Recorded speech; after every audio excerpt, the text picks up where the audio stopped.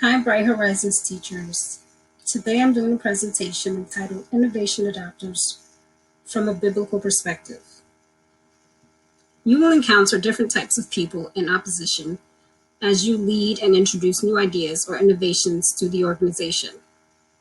This video will explain how to work with different adopter types from a biblical perspective and how to lead different adopters as Christ-led people while on earth.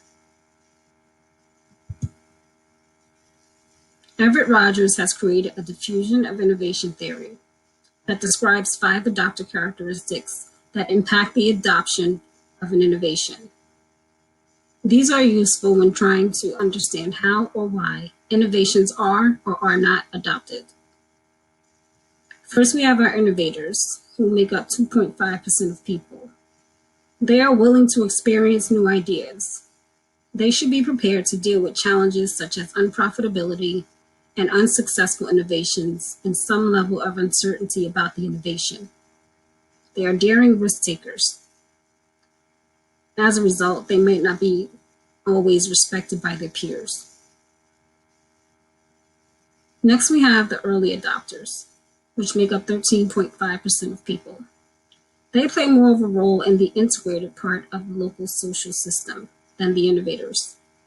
Potential adopters often look to early adopters as someone to check with before adopting a new idea, as they are not too far ahead of the average person in terms of their individual innovativeness. They trigger the critical mass when they adopt an innovation. Unlike the innovator, they often are respected by their peers. The early majority consists of 34% of people. They adopt new ideas just before the average member of a system. They think through an idea before adopting it. They're willing to adopt new ideas, but seldom lead the process. The late majority make up 34% of people as well, the same as the early majority. Adoption of a new idea occurs often out of economic necessity and because of peer pressure, which is often necessary. Innovative ideas are addressed with skepticism and caution. They won't adopt new ideas until others have already done so.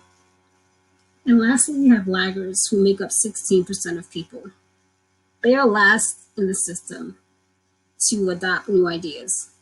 They express no opinions in regards to leadership. Decisions are often made by things that have been done in the past. They are suspicious of innovations and change.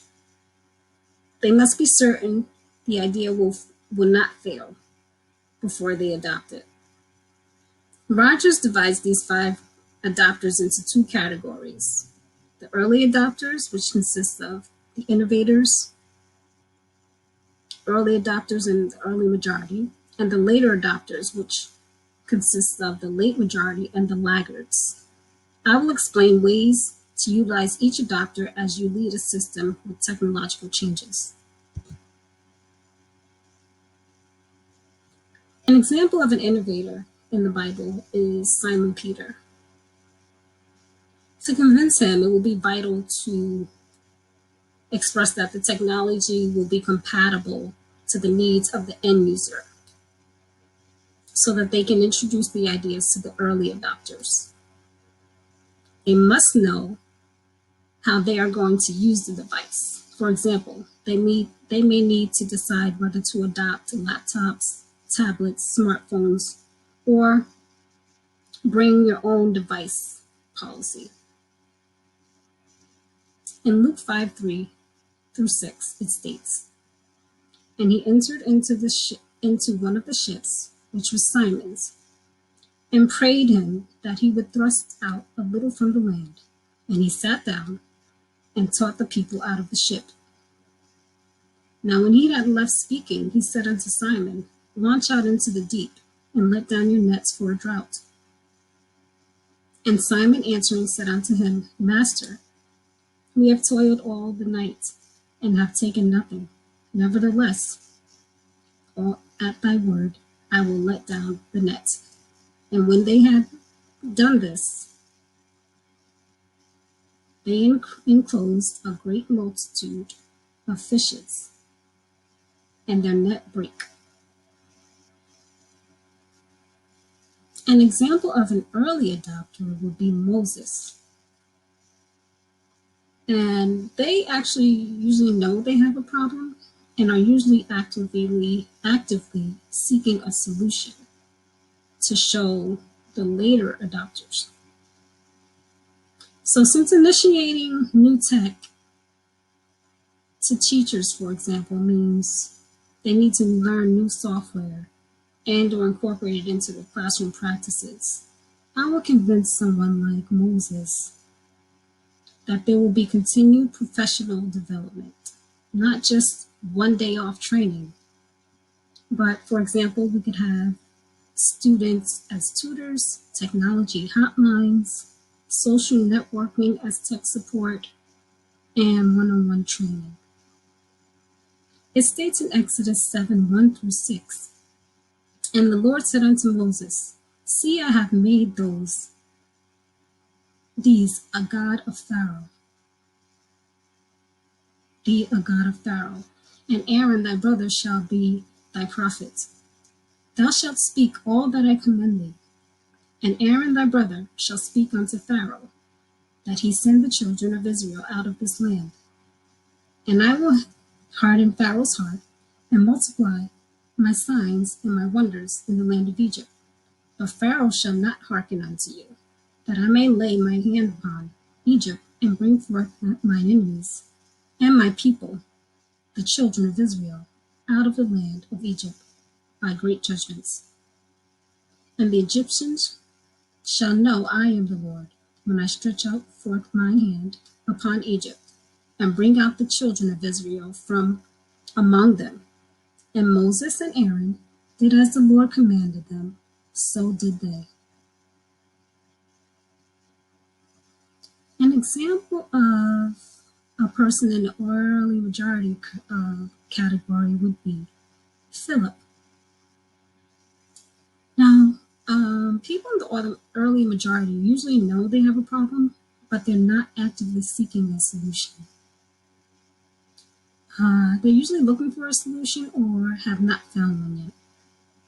So I would introduce innovations by stressing how they will replace or modify the existing practice. For example, innovations in classrooms fail because teachers feel overburdened and innovations seen as just something else to do. So, for example, I would introduce technological innovations as something that reduces work, makes jobs easier, allows teachers to do their jobs better, expands personalization, or eases their workloads. In John 6:4-7, it states, "And the Passover, a feast of the Jews, was nigh. When Jesus then lifted up his eyes and saw a great company come upon him, he saith unto Philip, Whence shall we buy bread, that these may eat? And this he said to prove him, for he himself knew what he would do. Philip answered him, 200 pennyworth of bread is not sufficient for them, that every one of them may take a little."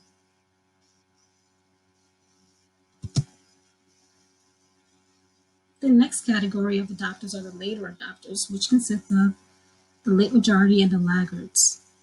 An example of a late majority person would be Thomas. And they have to try the technology first before they will adopt it.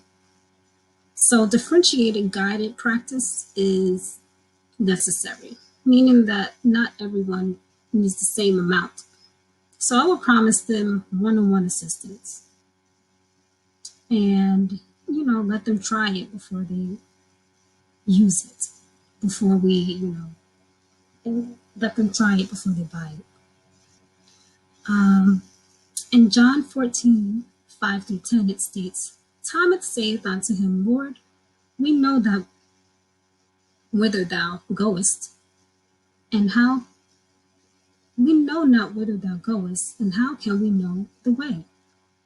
Jesus saith unto him, I am the way, the truth, and the life.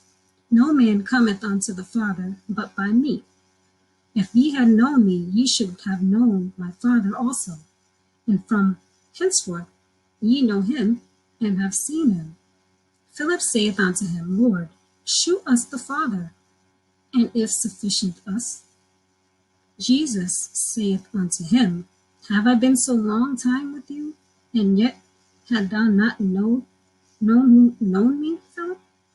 He that hath seen me hath seen the Father. And how sayest thou then, Shew us the Father? Believest thou not that I am in the Father, and the Father in me? The words that I speak unto you, I speak not of myself, but the Father that dwelleth in me, he doeth the works. An example of a laggard in the Bible would be Nathaniel. They have to see others using the technology before they will. For example, if the innovation is using iPads to evaluate students, laggards would need to see other teachers use it, as well as administrators use it to evaluate teachers. In John 1:45-49, it states, Philip findeth Nathanael, and saith unto him, We have found him, of whom Moses in the law and the prophets did write, Jesus of Nazareth, the son of Joseph. And Nathanael said unto him, Can there any good thing come of Nazareth, out of Nazareth? Philip said to him, Come and see. Philip said to him, Come and see. Jesus saw Nathanael coming to him, and said to him, Behold, an Israelite indeed, in whom is no guile. Nathanael said unto him, Whence knowest thou me? Jesus answered and said unto him, Before that Philip called thee, when thou wast under the fig tree, I saw thee. Nathanael answered and saith unto him, Rabbi, thou art the Son of God, thou art the King of Israel.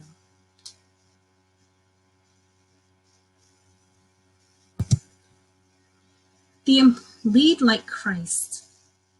The importance of teacher-student relationships is clear. Knowing students well is the foundation of teaching. Early adopters are the key people to convince others of technological changes, because they usually know there is a problem and they are looking for solutions. They are needed to convince others and need you as the leader to solve the problem. Like Christ, know who you are trying to convince so that you can teach them differentially, according to their needs, strengths, and abilities. Mark 6:30-34 states, And the apostles gathered themselves together unto Jesus, and told him all things, both what they had done and what they had taught.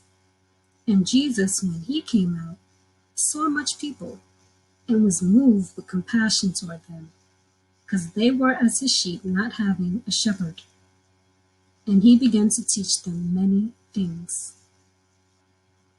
Thank you. And these are my references.